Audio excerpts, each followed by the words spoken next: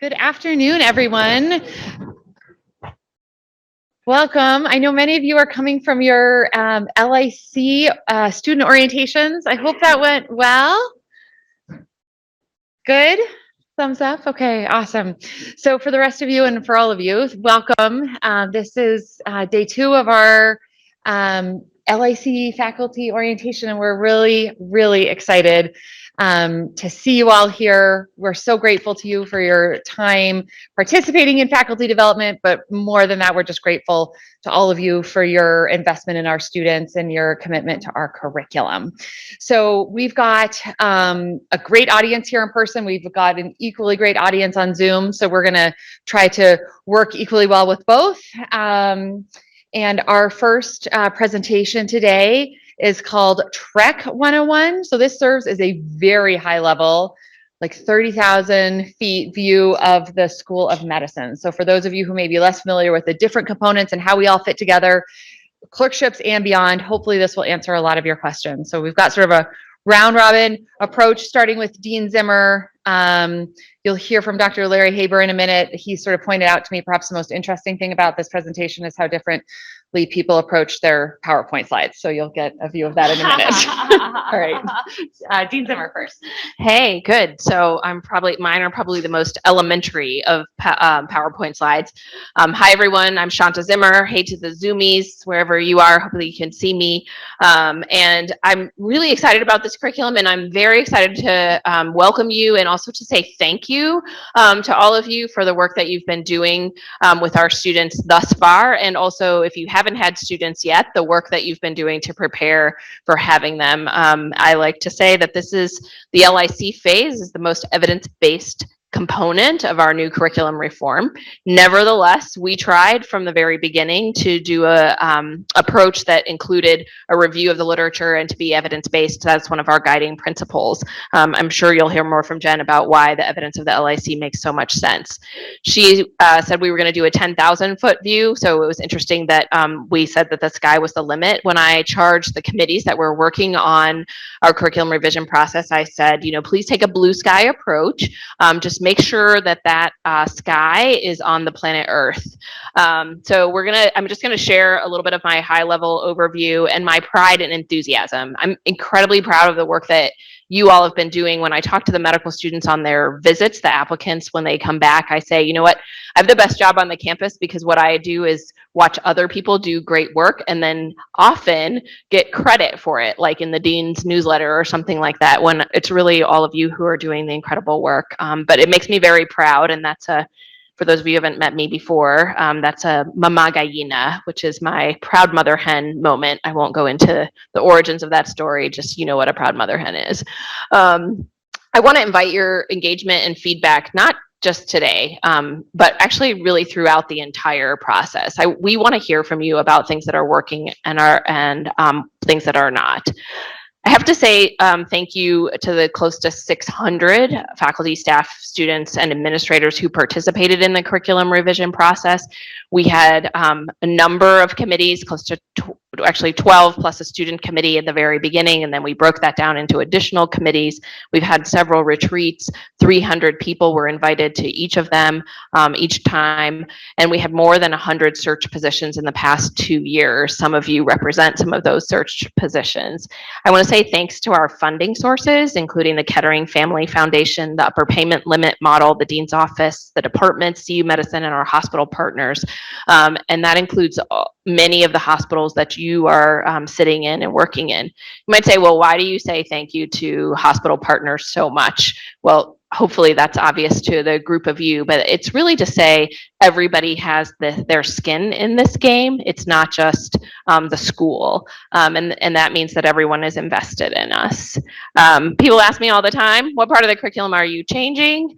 And while we're talking mostly about some of the changes that have happened in the LICs, in the clinical core, the answer is everything. And if I ask my friends across the country who have similar responsibilities to what I have, they say, you're like absolutely batshit crazy. Oh, this is being recorded, right? Okay, sorry. you're bananas, is what they say. And what they really mean is we are going to change the basic science curriculum, or we're going to add health system science, or we're going to remodel a little bit the clinical core, or work on the transitions to residency. And here at CU, we took it down all the way to the studs, really, and said start over. This is a friend of ours from Atlanta, Georgia, is an architect. His name is Bill Carpenter, and Bill designed this amazingly beautiful home. What I love about Bill as an architect is that it's not just beautiful, it's also incredibly functional. And I think that one of the things that we hope about our new curriculum is that it's not just bright and shiny, but that it also creates better outcomes for our students. Our full curriculum reform launched way back in 2017. That was the day before I was named as the Senior Associate Dean for Education. So it's been a really fun time, but we really had to hit the ground running. In that first kickoff retreat, we had already settled on a few themes: leadership, curiosity, and commitment, and did some crowdsourcing about what these things meant. I'm going to tell you from my own perspective what these things mean to me. And it's interesting, I've been showing this slide since 2017, October 30th, actually. And what today has been really helpful for me is that my values, and I think the values of our curriculum team and our vision for what this was going to look like, have not changed. And in fact, what has become more clear to us is that we're achieving some of these goals.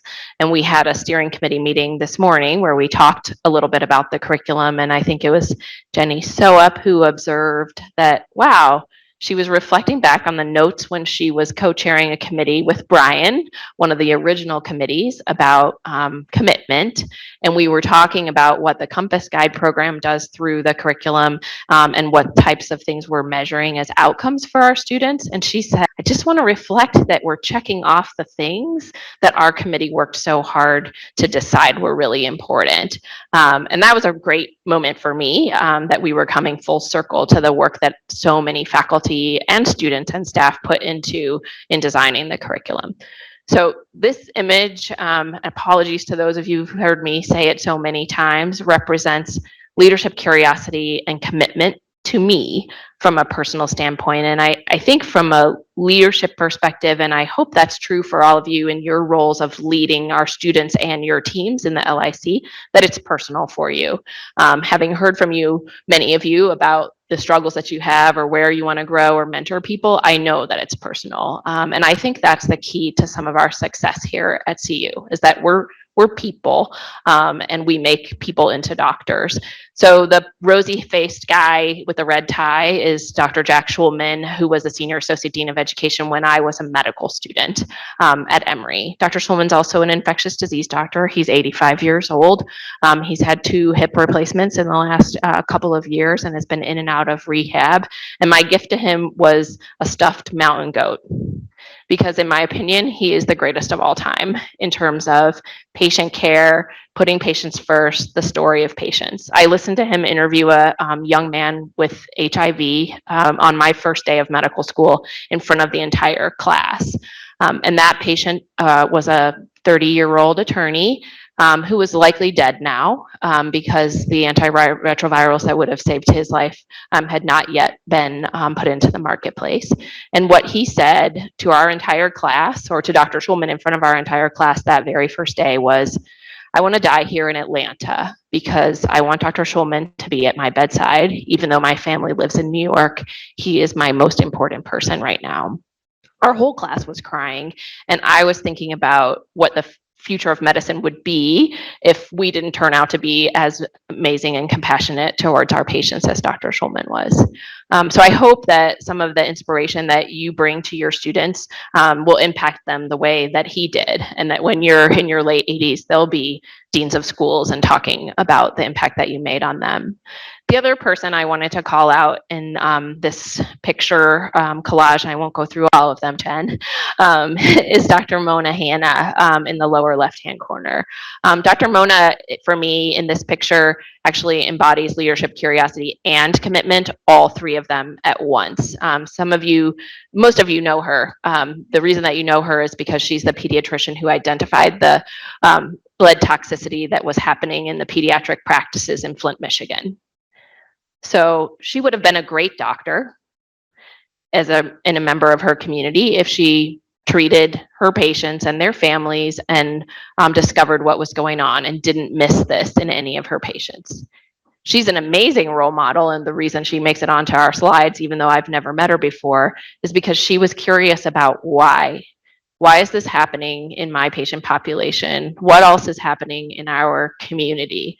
And then she also decided that she was going to be a leader and go back and get extra training in public health and in advocacy and take it to the state legislature and then the national legislature and improve the health of children in communities all across the country, and to pay particular attention to the fact that this was affecting communities of color, communities that were socioeconomically depressed. And to me, if we want to think about what are our outcomes of the CU School of Medicine graduates, these are the types of outcomes we want to have. We want to have community-based physicians who change the health of their community.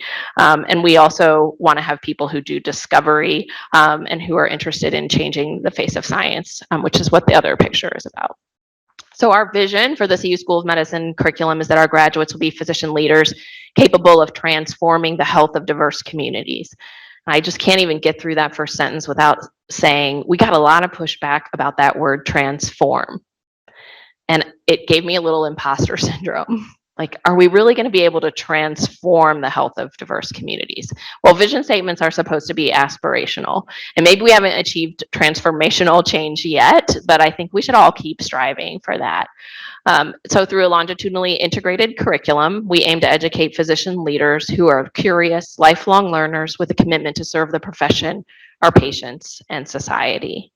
And again, those are some of our students doing their thing. Why change? So we had just come through in 2017 in a really successful LCME site visit. I just want to put it out there. It was way more successful than the next one is going to be because Bob Anderson was leading it and not me. And so we got a perfect report card almost, save for some lockers at UC Health. We then had the dean come to us and say, so perfect report card, change everything, take it down, start over. And a lot of people might say, why do that? You got a perfect report card, just write it out. Well, I think there's a lot of reasons, and you'll hear more about the reasons that we're changing the clinical model, the clinical education model, but I think you don't have to go very far to understand that the clinical environment has changed significantly since traditional block models were put into place. Patients don't stay in the hospital for a month at a time. Medical students and interns don't stay on the same team in the hospital for 20, 30 days without a day off. There's also an acuity change that's happened in the clinical space as well. We are also relying much more on our outpatient work, and medical schools traditionally did not spend a lot of time there with students. There's also been a rapid translation of science to the bedside, and this requires continuous integration. The other gentleman in ties on the previous slide included Peter Agre, who's a Nobel Prize laureate who discovered aquaporins, a ubiquitous molecule in our bodies. He discovered them as a hematologist on the red cell. I always give the students the example of another picture that was on there, which was the Drosophila covered with aspergillus on the cover of Cell magazine. And that was published the year before I graduated from medical school. It was the discovery of the innate immune receptor, the toll-like receptor. So when I was a medical student 2 years before that discovery, my immunology class was the adaptive immune system. And basically, no innate immune system was discussed. And so when I graduated from medical school, a whole new branch of the immune system had been described. I spent the next 7 years of my ID fellowship researching the toll-like receptor, and I wouldn't have been able to have that knowledge if I didn't think about revisiting science along the way. And so we want to teach our medical students to continuously integrate science. Technology and data are obviously exploding. I said the word Palm Pilot in front of the students this morning. I was kind of embarrassed about that. Obviously, we have much better technology than we did. And I don't know what it's going to look like in 2030 when they're practicing. Neither do you, but we need to teach them to be flexible and to embrace innovation. We also have learned from our colleagues in the military and in business and in other disciplines, that there are things that you can teach about leadership and about teamwork, and these are increasingly important in medicine, so we're going to deliberately do that. Health system science is a new pillar in medical education. It's not a new pillar or science, but for about 10 years has been an important piece of medical education, and we're doing that as well. And then our learners. Somebody asked me yesterday about how to deal with this generation of learner. And I really want us to reframe these learners from a strengths perspective and think about what they bring to the table. The students that we're teaching are more curious, more committed to social justice, and more technologically savvy than any other generation before them. And if we can figure out how to capitalize on that, I think we're going to really do them and our future patients a great service. So Jen, I'm going to turn it over to you. Thank you. All right. So I know most of you, but for those of you I haven't met in person yet, my name's Jennifer Adams. I'm the Assistant Dean for the Clinical Curriculum, so overseeing the development of all of our LICs. Many of you have seen a map that looks like this. This is our 4-year curriculum. Our LICs are situated here in year 2. All of you and all of our students will be in this LIC curriculum. For those of you who are here in the morning, this is our first class that's going to be in this all LIC format, which is super exciting. We've been working towards this for a long time, so it's just so exciting to see this finally come to fruition. So I'm going to just quickly go over some background about what an LIC is. I know most of you in this audience know this, but I think it helps us to kind of reorient and make sure we're on the same page here about what we're shooting for and why we're doing this. So I'm going to assume all of you are like this, like me, trained in a traditional curriculum where we did specialty specific blocks. In LIC, what we're shooting for here is creating continuity relationships with for students to work with patients, continuity relationships with their preceptors, and continuity with their healthcare system. There's more to this continuity in terms of the relationships with their directors and with their peers as well. But the key word here is continuity. And through these experiences over the course of an entire year, they will meet their core clinical competencies over these disciplines simultaneously. So these are the elements of continuity that we know to be so important. It's their preceptors, it's their mentors, it's all of you. It's their patients. We're going to talk about all these things over the next couple of days. Patients, we believe, are one of the most important anchors of the LIC and something that we're going to emphasize a lot.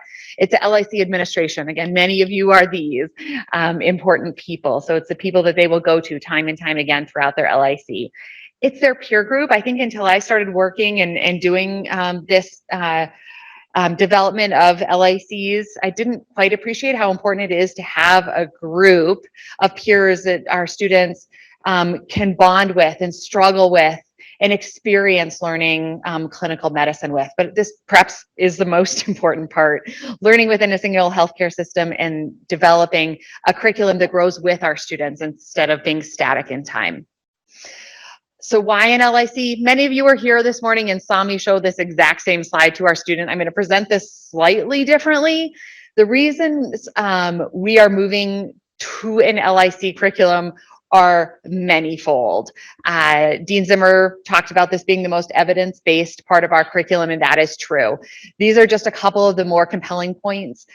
We aim to eliminate a lot of the fragmentation that is so disorienting to our students and eliminate all the wasted time that's dedicated towards orientation. We will expose them to undiagnosed patients through their patient continuity. So they get to experience this clinical episode from the time a patient presents, diagnosis, treatment, relapse, resolution, and back again. This is true learning of clinical medicine. They will get their teaching from the preceptors that you all are, or the ones that you are out there recruiting right now. And through those longitudinal relationships, they will learn medicine. They will be integrated into our healthcare systems. We know our faculty do better in this type of system. They are more engaged, they're more satisfied with teaching. This brings back the joy of clinical medicine. And I think that might be one of the most compelling reasons to move to this model. We need to sustain our faculty and think about their wellness as well. We can improve our students' empathy and patient-centeredness and prevent some of the hidden curriculum that really erodes the ideals that brought our students to medicine, at the same time achieving similar, if not slightly better, academic outcomes. And we have a lot of experience and success with this LIC model. We've been working towards this for a long time, starting with our rural team back in 2011, who started first experimenting with integrated blocks and moving towards this target of about 195 students in all of your LIC programs this fall. This is a map of where our students will be distributed across the state of Colorado. Each one of you is linked to one of these LICs as our students, which is just super exciting to see this come together. What you may have heard less about, unless you're involved in the planning and development of these programs, is our LIC concentrations. So I'll talk a little bit about this. We have four core concentrations: inquiry, which is a focus on research; health equity, public and population health, advocacy, and quality improvement in patient safety. So all the students will learn core content in these areas, but students in these individual LICs will have the opportunity to dive a little bit deeper into curricular content and into projects in these areas, expanding their sort of expertise aligned with the healthcare system where they're at and their faculty's areas of interest in these areas. All right, you're going to hear a lot more about the LICs. That's why we're here together for the next 2 days. So I'm going to stop and turn this over to Dr. Brian Dwinell, who's our Associate Dean for Student Life.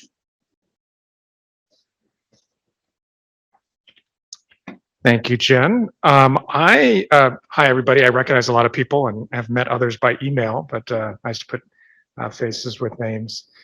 I was going to give you a little bit of an overview of the Office of Student Life and the services that we offer.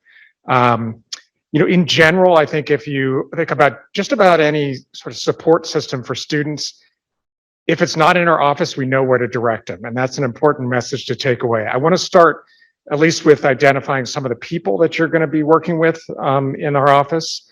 The leadership, we have 2 assistant deans for student affairs, Jeff Druck, who's an emergency medicine physician, and Amira Del Pino Jones, who is a hospitalist. And by the way, I'm a general internist. I didn't mention that.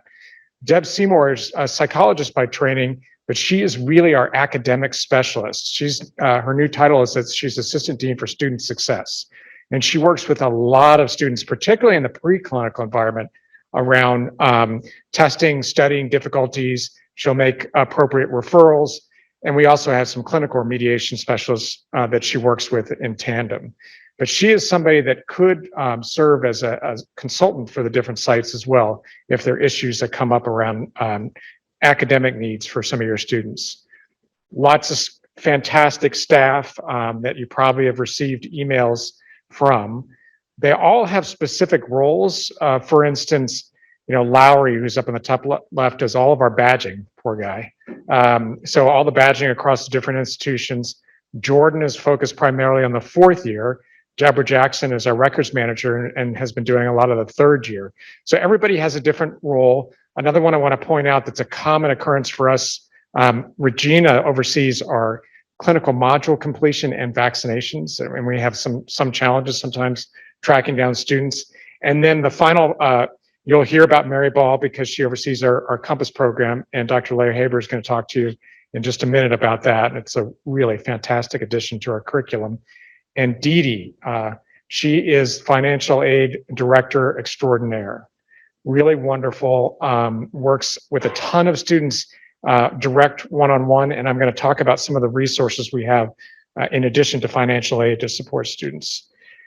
Now, Office of Student Life is student affairs and admissions. Obviously, you're not going to interact a ton with admissions, but I always like to make a point of the reasoning behind this, behind having the 2 in the same office. It really is valuable to hear sort of both directions. Admissions, they do a holistic review in admissions. I think they do a fantastic job, a lot of which was already described, is we want to develop a workforce that serves our community. There are plenty of institutions that are metric driven alone. We believe metrics are important, but it's not the only component. In turn, student affairs can sometimes drive admissions. This is what we're seeing with students that are either very successful or struggling. So it's a wonderful partnership. Jeff Suhu is the Dean of Admissions, sits on our leadership committee, a lot of exchange of information across student affairs and admissions. We have 2 specialists in our office that deal strictly with admissions. However, we cross-train our staff too. So they're really a sort of a team-based approach, and sometimes our admissions folks are helping out on student affairs and vice versa. This is an area that you may interface the most. I've already mentioned Deb Seymour as our Assistant Dean for Student Success. And then Nida Awadallah, whom some of you may have encountered even on the GME side. So she does remediation in both GME and UME, primarily clinical remediation, whether that's clinical skills. She has some students shadow her. She'll work with different sites on developing a plan, an intervention plan to help the students.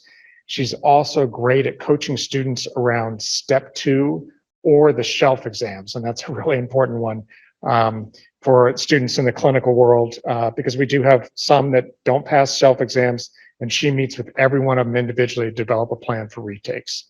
Now, again, Deb and Nida will sometimes either share students, or we'll have a student that appreciates one person's approach versus another, or we just had, I think, a wonderful experience where we had one student that was really struggling with step 1, had not passed it, didn't seem to be making progress.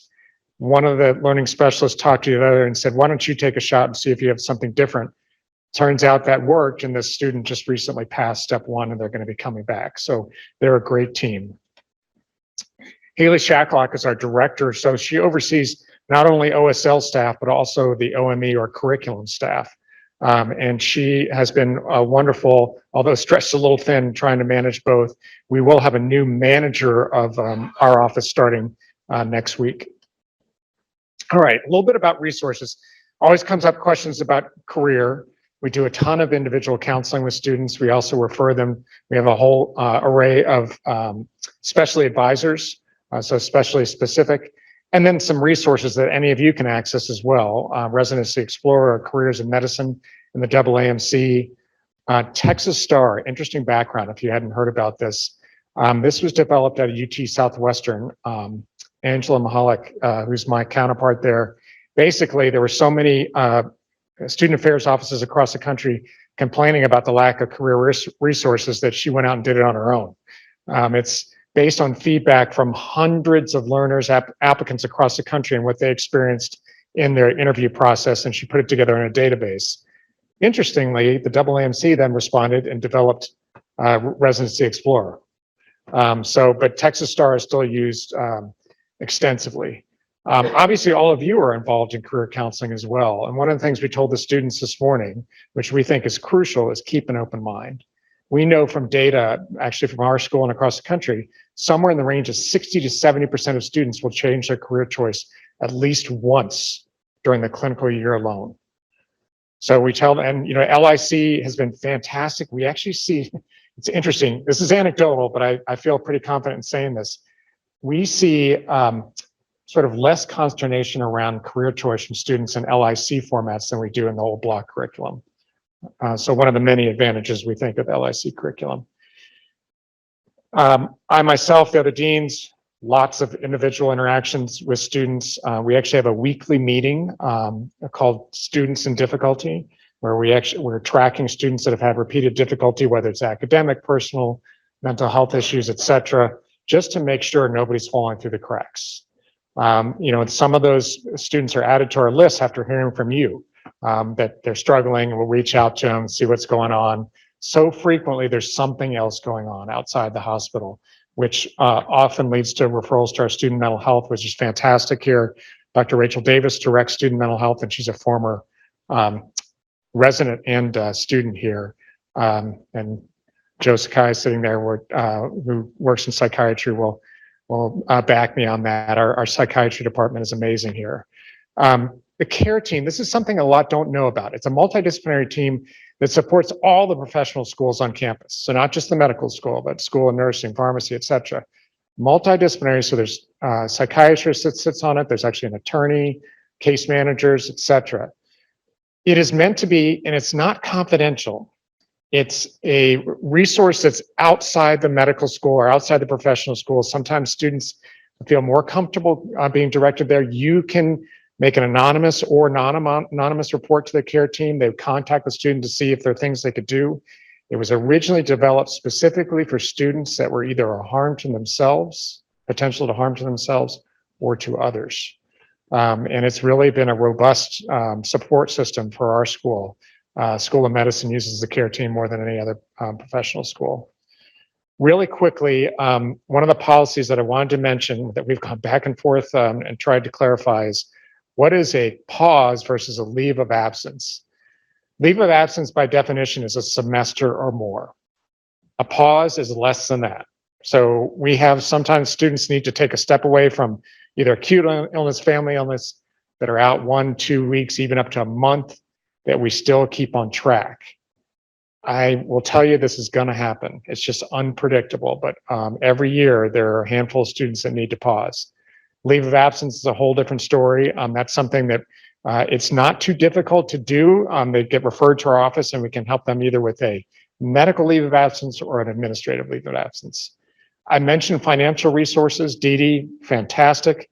We are also really fortunate to have some emergency funds, not endless, but we have one donor in particular. This guy's amazing. His name is Dr. Robert Rigg, former graduate of our school. His son graduated here. He emails me about every 3 or 4 months and says, I'm sending you guys another $10,000. Please ask the students to pay it forward. And we use that specifically for emergency funds.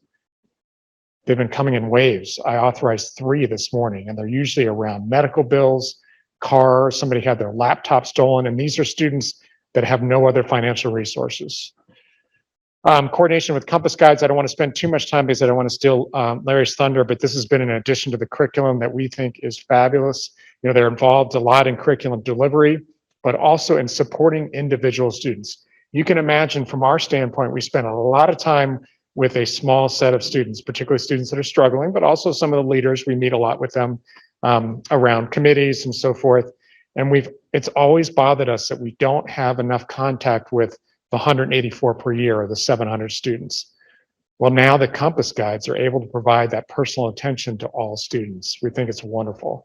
That's only a component of what they do, and you'll hear more about that. But we are sort of working through how we share information, either from us to Compass Guides or back and forth, which leads me to a concern that always comes up, which is FERPA, or confidentiality.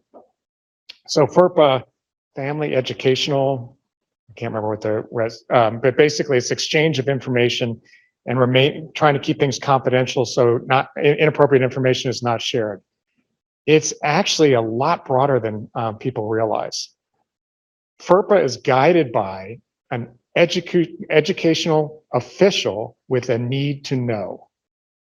So think about that. You know, there aren't too many things that would not fall in that realm. Obviously, there's some things we keep confidential. Mental health things may be confidential. Legal things may be confidential.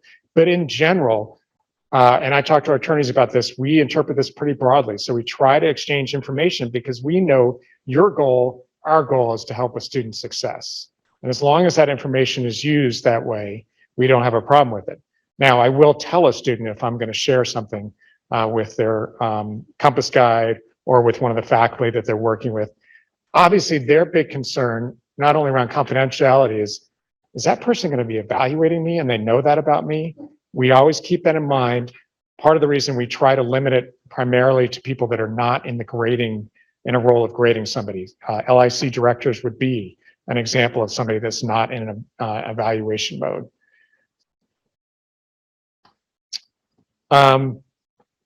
So the specific things that our academic resources do, I will tell you, neither one of them, particularly Deb, is not a huge fan of the word remediation.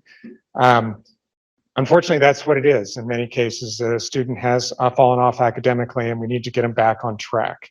So tons of individual meetings. I already mentioned that they will do some consultations with different sites. We've worked a lot with our LICs that are already in existence. So we have some experience in that. ODAI referral, and I'm going to spend a little time on accommodations. That's the Office of Disability Access and Inclusion.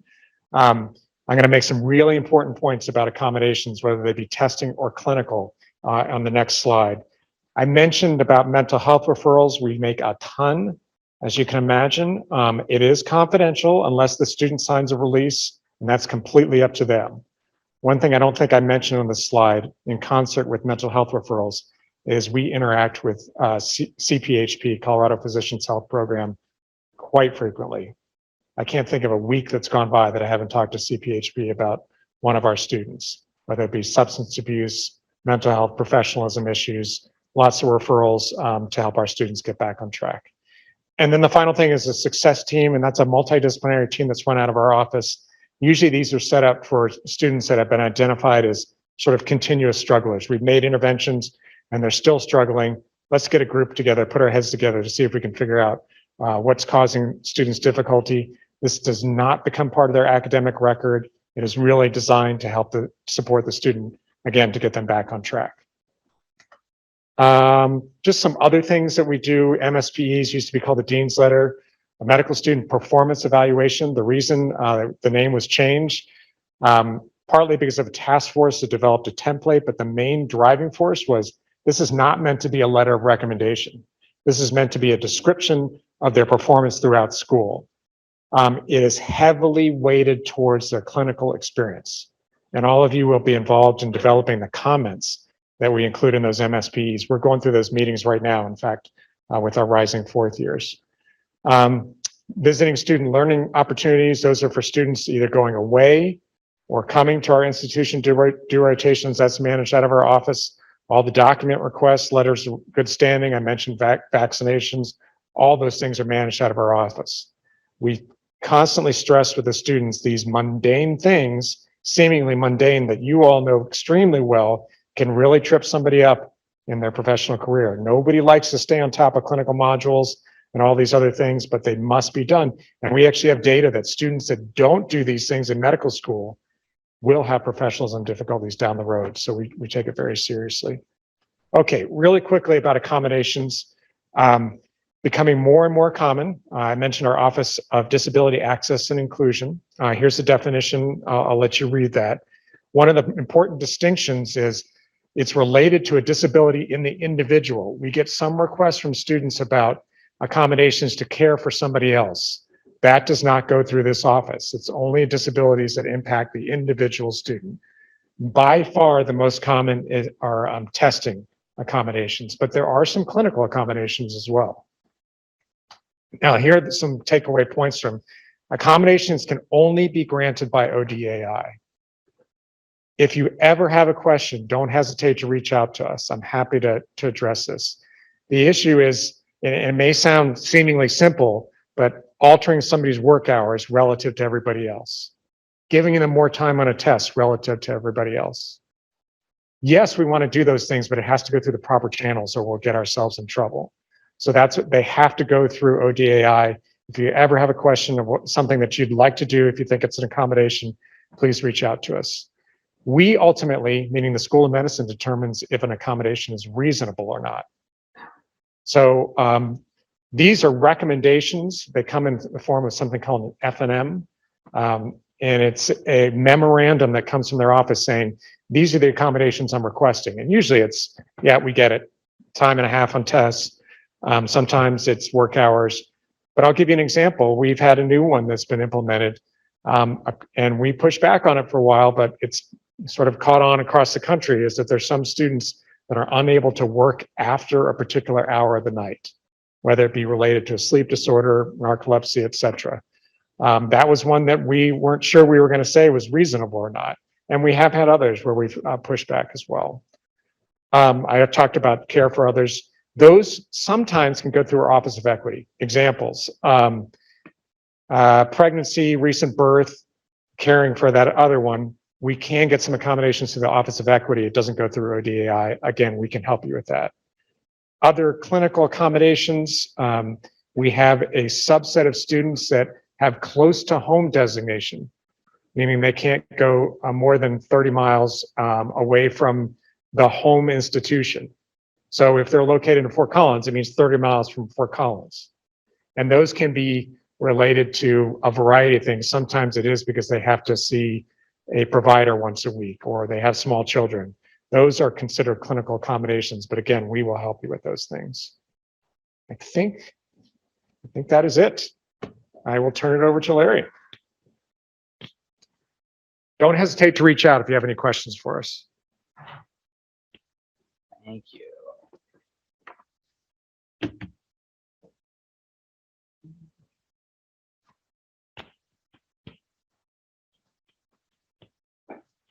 You all hear me okay? Awesome. Wonderful. All right, I'm gonna have to figure out how this setup works. Hey, I'm good. How are you? We haven't seen each other in a decade or so. Revealed how old we are. No. Well, I'm Larry Haber. I'm actually new here, so I look out onto an audience and I don't honestly see a whole lot of familiar faces. I see just one or two. I see my office mate up there. Hi, sir. And so I'm new. I'm by way of the San Francisco Bay Area, and I was at UCSF and San Francisco General working as a safety net hospitalist there and clinician educator. And I was involved in medical education at UC and was actually one of their Bridges coaches, which is a very similar role to our faculty guides. So they're part of the COMPASS program that I'm going to talk about. Anyway, that's all just to say pleasure to meet you. So I'm going to talk about the COMPASS program, which, as Dean Donnell referenced, is part of the Office of Student Life. Comfortable up there. Oh, it's a huge screen. All right, this is our roadmap. And I was trying to, when I was like making these slides, I was like, oh, it's like a guide map. I was like, no, I'm pretty sure that guide is something else I'm going to talk about. It's like this is the trek we're on. It's like, oh, it's copyrighted for the curriculum. So I'm like running from acronyms these days. So a roadmap, I'm just going to talk about the various components of the COMPASS program. A little bit about what distinguishes a coach from other educator roles you may be familiar with. Word about the COMPASS guide and student interactions this year, just to kind of set the stage for where you're meeting your students, and then how the program aligns with a web of support model that we're working on. And please feel free to stop me, ask any questions anytime. Cool. So still revising and refining this mission of the COMPASS program, but this is kind of version 2.0, and it's to guide medical students through their transformation, medical student or layperson into a physician, and to deepen their understanding of the physician's interactions with the world around. So how do you make that transformation into a physician, and then how do you make sense of your place in the world and what it means to be a physician? So how do we guide students along this path? Well, this is where the COMPASS name comes from. It's actually an acronym. It stands for coaching, mindful reflection, professional identity, assessment, self-care, and self-directed learning. And so the program is made up of components of all of that, some more than others. Okay. But if you can commit that to memory, I'll test you on it later. But it might just help frame kind of what the program's about and maybe what your students have participated in as part of that program. Cool. So who's involved? And this is going to be fairly brief. So we have our faculty coaches, and I'll show you kind of a list of who they are, or faculty guides, sorry, I should say. We actually have a group of fourth-year student navigators that participate in the Physician as Advisor elective, and they provide community building like school-wide along the college system, career advising resources, and some near-peer mentorship actually to the entering MS1s. And then again, we're all under the Office of Student Life, so I report to Dean Donnell. And the ring here is just meant to be that in my mind, our faculty guides are that big shining diamond in the middle. The student navigators, the near-peer mentorship, that's those baguettes, or I don't know, I'm not big into diamond language, but whatever's around the rim there. And then the Office of Student Life is that white, gold, or platinum band tying it all together. So what is a COMPASS guide? What does this picture represent to you?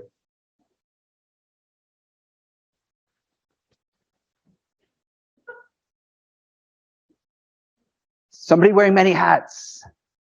Thank you, Emma. So a COMPASS guide wears many hats, wears many educator hats. They're a coach, a teacher, advisor, a mentor, a sponsor, a connector, an advocate. And those terms may mean different things to different people. I'm actually just curious because I could hear pin drop in here for a long time. I'd love to involve y'all. Do you guys have definitions? You all have definitions in your head of what the difference is between some of these roles actually? Like, how is a coach different from a teacher, different from an advisor, et cetera? Understanding that there's a lot of overlap. What did coach do?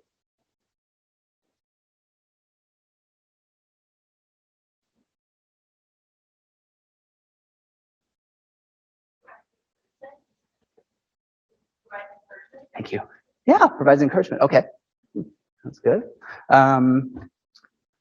Luckily, I was panicking. I asked Jen if you could see like the slide presenting. I actually wrote down some definitions. You should probably know this, but so one definition of the coach teaches people how to improve in a particular skill or subject. Okay. So it focuses on skill development, often along like a particular task or a subject. All right. Nice thing about a coach is that they're often focused on what success means to that student or to that individual. So it kind of gets down to personal measures of success as well. And that's something we try to work with the students on in this Compass Guide role. And then finally, I would say the coach, as opposed to say a mentor, and I think there's certainly a lot of overlap there, may actually spend less time with each person the coach is working with, but then can help a larger group of people. So I'll talk a little bit about kind of the structure of the program. A teacher, I think, is focused on knowledge and skill acquisition. Advisor advises. The mentor often has those longer relationships with often a little more built into kind of what a mentee and a mentor is getting out of the relationship. And it's certainly longitudinal. A sponsor? What's a sponsor? Yeah, for sure. Yeah, they're putting your name out there on your behalf. And it may even happen behind the scenes. You might not even know what's going on. It might just be talking highly of you, be like, gosh, I have a wonderful student for that project. Or the student's really wonderful at patient care, et cetera. Connector, kind of similar, probably related. And I probably put the two together right there, unfortunately. But be somebody who connects people. They're the multipliers of the world. Malcolm Gladwell speaks a little bit about it. And then an advocate is somebody who's like trying to ensure the appropriate resources for the student. Questions about those definitions? Cool. We encourage, in general, those faculty guides to take a coach approach to working with the students. So really about focusing on like what skill are we trying to develop right now? What does success in that realm look like to you as the student? And then that coach or that faculty guide is often doing that with 10 assigned students. So who are the guides? Well, these are our current Compass guides. There's that first faculty cohort is the one who went through this first part of the Trek curriculum this last academic year with the students. And then the second faculty cohort is coming in July. You may certainly recognize some of those names up there, and maybe friends and colleagues. Really wonderful group of people, and they're really dedicated to the students, I think, and really take ownership over the cohorts of students that they're working with, which has really been wonderful to see. So what does this program entail? Well, it's a longitudinal student experience. So on entry, the medical students are going to be paired. For example, this coming July and this past year, they enter into medical school, they're paired with a faculty guide, and there's about 10 students per guide. Okay, and that guide, that cohort is going to go through medical school together. They're going to be there year 1, 2, 3, and 4. So up from entry through graduation and match. They undergo facilitated small group discussions, and the Compass guides are responsible for delivering a lot of the curriculum, actually. So like health and society curriculum during Plains, for example, was delivered in small group sessions by the Compass guides. They have one-on-one student and faculty meetings that happen at kind of set intermissions in the curriculum. They were Compass weeks. This year, likely a renaming into Traverse weeks in the coming year. They provide career navigation, and this, I think, is happening now, but it's going to be stronger as they progress through the curriculum. And then there's this near-peer mentorship aspect run by the fourth-year medical students. And so these coaches provide, these guides provide coaching in the moment in these small group facilitations and one-on-one meetings, and then also coaching just over time, and they get to really see the arc of a student's career. So what they experienced this year that may be relevant to know as you're meeting your students, they had these weekly small group discussions in health and society. They had 5 professional identity formation small groups during their Compass weeks. They had one-on-one coaching meetings during the Compass weeks. And then they had some related Friday Vista large group discussions, largely around professional identity formation. This coming year, during the LIC year, they'll still have one-on-one coaching meetings. They'll have some Compass conversations focusing on hidden curriculum content that is also a bit of a legacy from the prior curriculum, but it's important to keep. And then they'll have as needed student support, so kind of intermittent check-ins as needed with students who may need extra support. Just a word about Compass guides and assessment. So the guides, although assessment is part of the name, they're never responsible for really high stakes grading. They do provide students with hopefully growth promoting feedback, if you see that as a form of assessment. They have access to the assigned students' assessment data to support the students.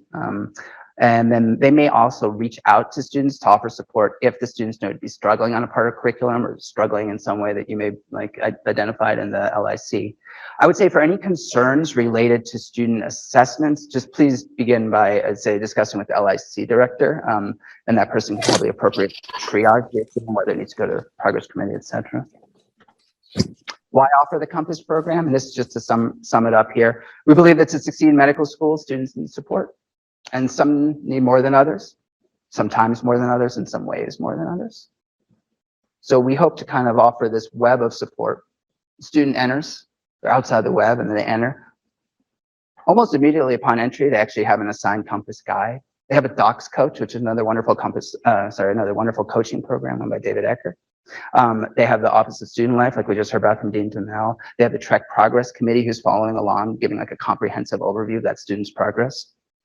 Cool. And then by graduation, maybe the web of support looks something like this. They have a guide, they have a docs coach, they have OSL, they have the progress committee, they have the LIC director, an LIC preceptor, a specialty advisor, an MSA mentor, the Compass navigators from a fourth-year medical student, and then their peers, their family, whoever else makes up that web of support for them. It's a version of medical school, I have to say, I didn't have. So. And then I'll wrap it up, and please feel free to reach out to me with any questions or if issues come up during the year that you think would be helpful for the guides to know about. Thanks.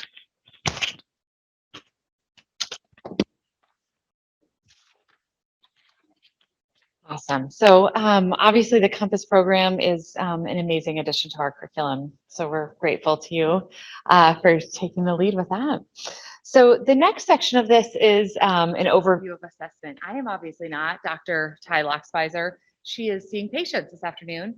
And tomorrow we'll give you, if you're coming to day 2 of this, is slated to give 2 presentations specifically on assessment and feedback. So I'm going to give a very high level overview of this, trying to channel her words of wisdom using her slides. And we're going to go pretty fast through this in an effort to try to catch up and stay on schedule here. So kind of broad strokes, our philosophy around assessment is to approach our students with a growth mindset and to try to instill that in them. So we are aiming to collect, and we'll ask of you to help us collect lots of little points of data. So moving away from lots of high stakes or a few high stakes exams or marks in time that give us a summative label for our students, but instead creating lots of opportunities for us to collect data and feedback about our students that then come together and allow us to mark a student's growth and trajectory over time.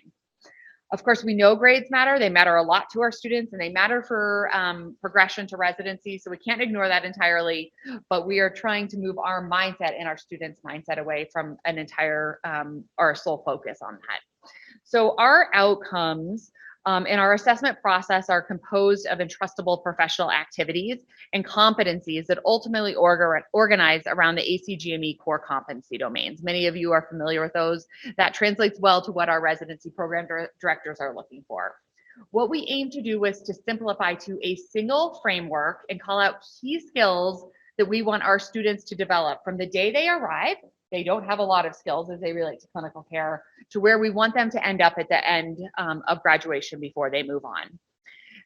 We have a couple of transition points where we have a bunch of descriptions, and I'll show you what this looks like, where we describe what we want a student to look like at minimum before we say they're ready to progress on. So the first transition point is right before they reach us, so right before the foothills. And then the next transition point is right before they move on to Alpine, so at the end of our clerkship year. So they kind of bookend the LIC year. So we have a lot of influence, and what we assess and the data we collect is really important to help our assessment team determine our students' ability to progress.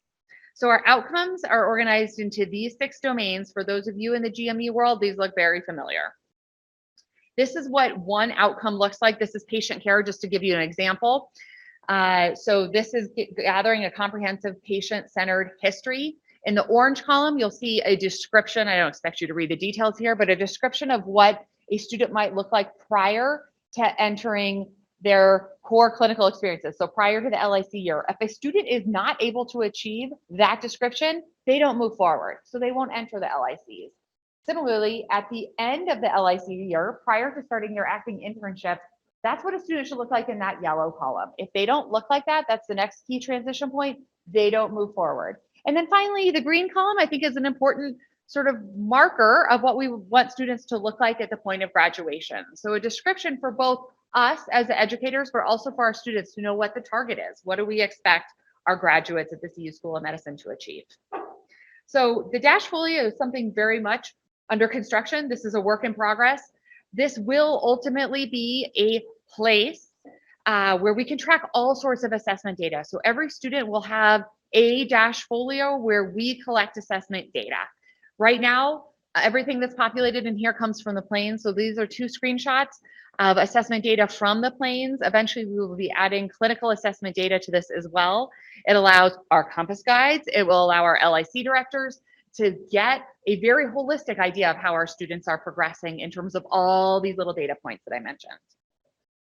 So as I mentioned, Ty will be giving us a much more granular view tomorrow of what assessment in the foothills looks like. So I'm going to tell you what it looks like before and after. So assessment in the plains, all courses are pass-fail. Each course is system oriented. So there's a course on GI, there's a course on heme, etc.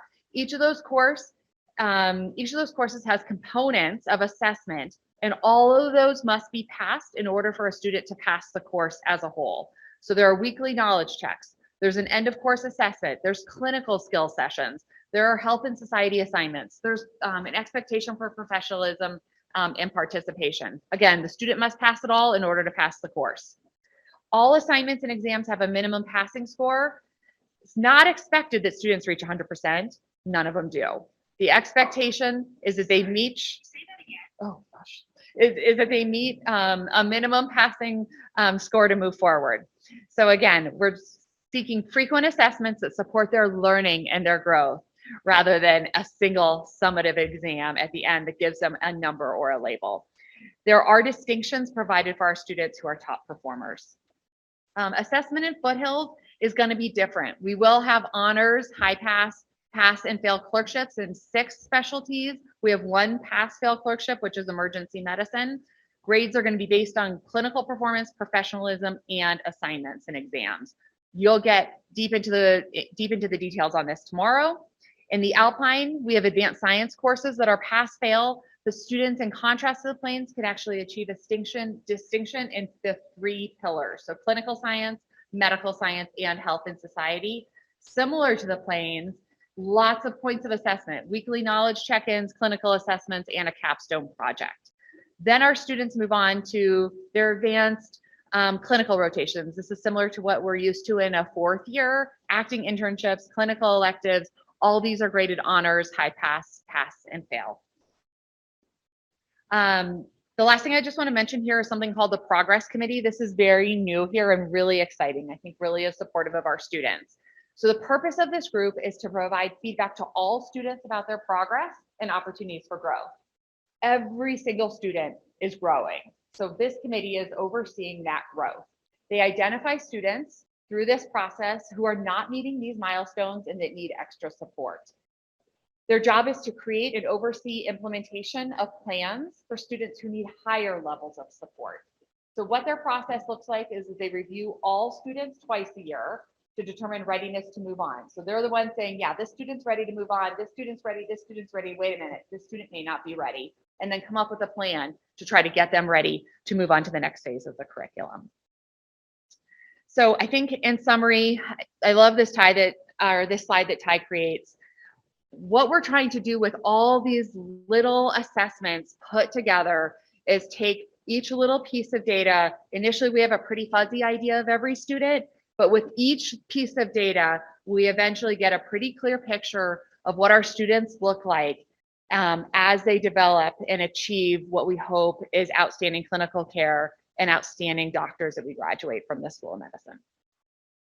So that is assessment in a nutshell. Did that in 6 minutes. And we are back on track. So I will end here. A huge thank you again. We are so grateful for your participation. That was like a whirlwind trip through the School of Medicine. I like this word cloud because it captures teachers so well. You will be mentors, you will be guides, you will be coaches to our students. All these roles are equally important, and we are so grateful for your participation.